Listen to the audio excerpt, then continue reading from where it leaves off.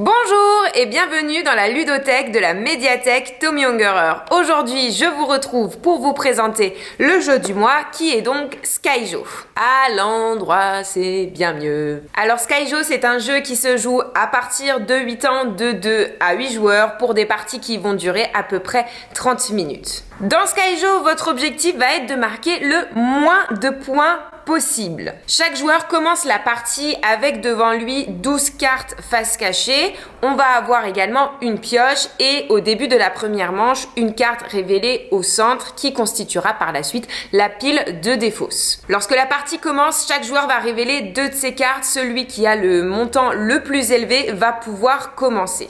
Lorsque c'est notre tour, on va avoir le choix entre prendre une carte qui est déjà visible, celle qui fait partie de la défausse, ou prendre une carte de la pioche. Lorsqu'on a choisi notre carte, vient le moment de décider quelle carte on va remplacer. On peut remplacer les cartes face visible et on peut également remplacer les cartes qui sont face cachée et donc les dévoiler.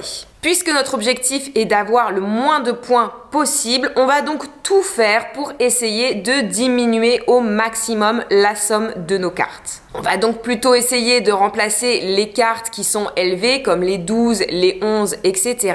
Une manche va s'achever à partir du moment où un joueur a révélé toutes ses cartes. Une fois qu'il a révélé toutes ses cartes, il faut aussi qu'il soit le joueur à marquer le moins de points. Tous les autres joueurs ont encore un tour à jouer et puis tout le monde révèle sa grille. On compte les points et on les note sur notre petit carnet et bien sûr, si par exemple le joueur qui devait avoir le moins de points n'a pas le moins de points, ses points vont être doublés, il a comme un petit malus. Il faut donc vraiment faire attention aux cartes que les autres joueurs ont et aussi essayer d'optimiser au maximum notre grille.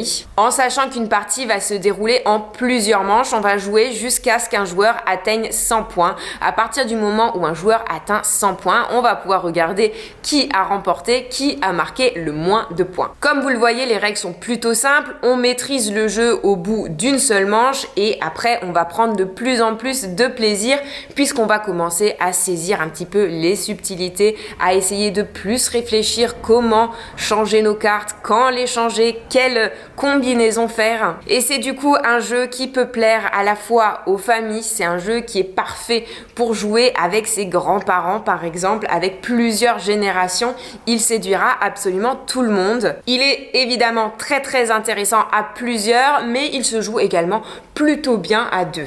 Alors si vous avez envie d'y jouer, vous pouvez venir l'emprunter à la médiathèque. Et il se pourrait que les soirées jeux reprennent, donc vous pouvez aussi venir à notre prochaine soirée jeux qui aura lieu le 1er octobre. Ça commence à 17 h et ça termine à 23 h. Et moi, je vous dis à très bientôt pour une prochaine vidéo.